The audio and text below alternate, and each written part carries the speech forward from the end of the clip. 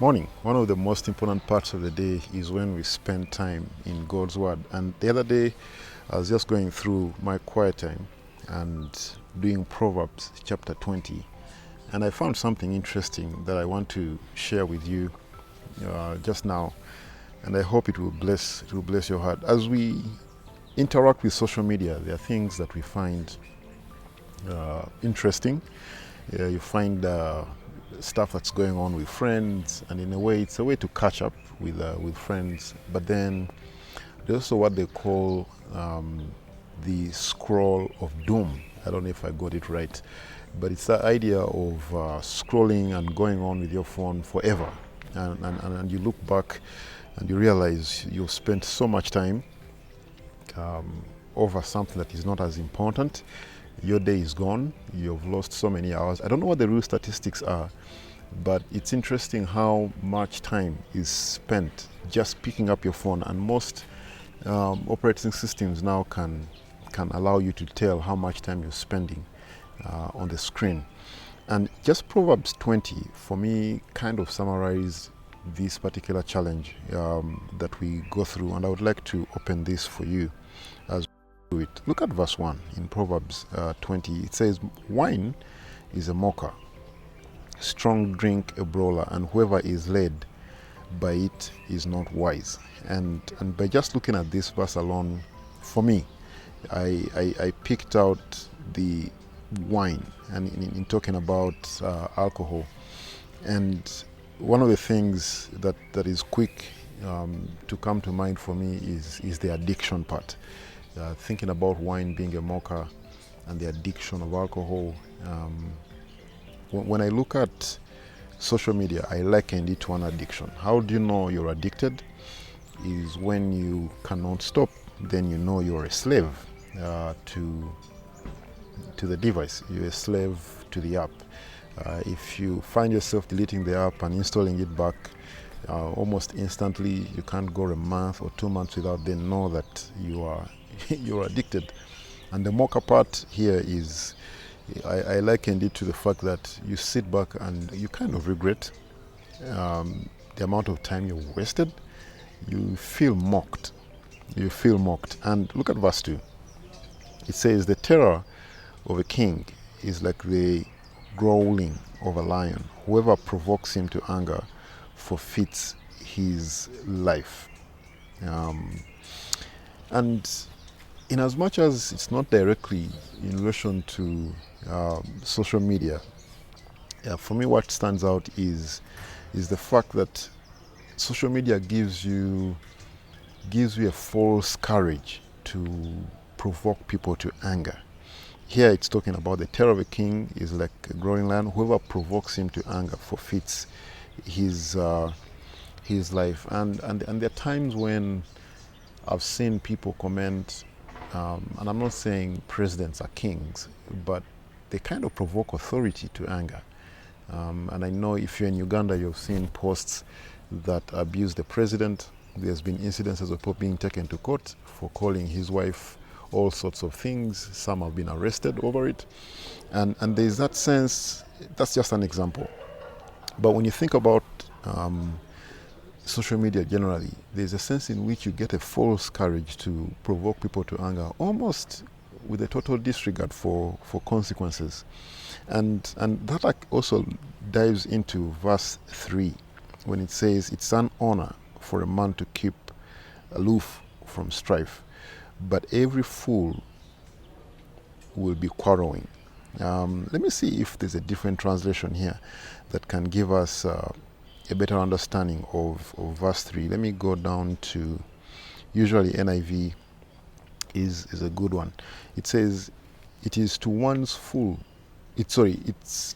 honor to avoid strife, but every fool is quick to quarrel. That's NIV. Look at NKJV. Verse 3. "It is honorable for a man to stop striving, since any fool can start a quarrel."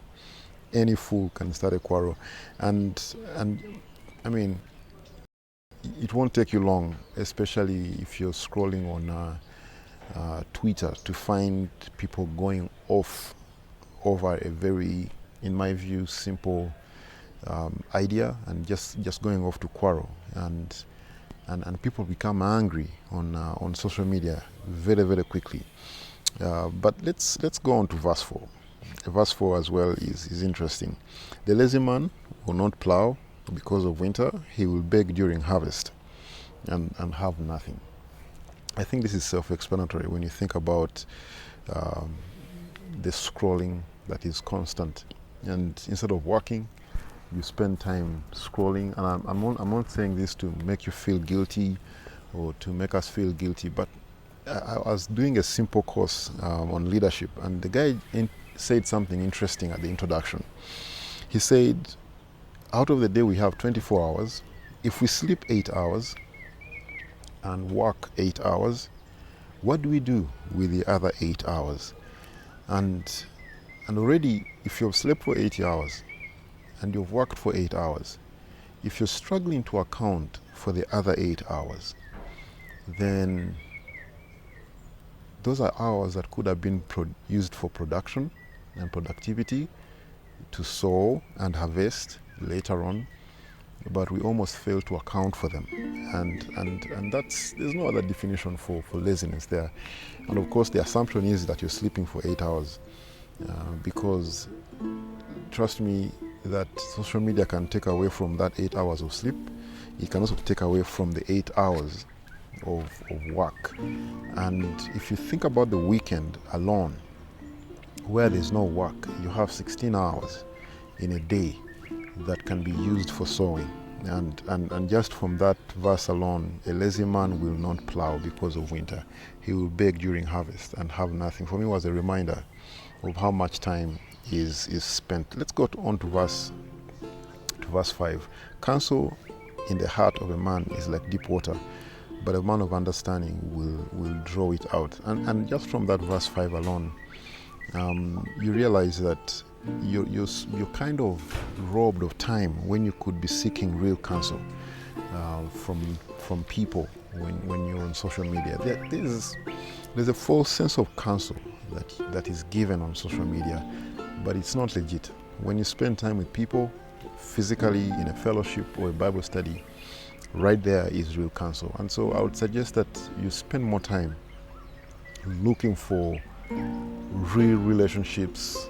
Text someone, ask them if you can go for a cup of tea or coffee, have a conversation, and therein seek counsel instead of time spent on the phone.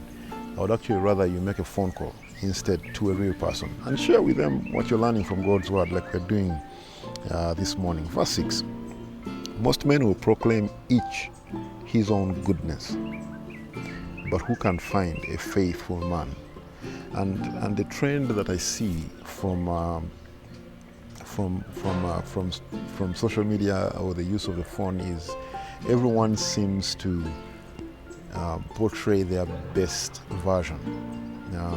And someone said on Sunday, I attended the teen service, and the preacher there said, we take 100 pictures just to post one, and there's a deception there.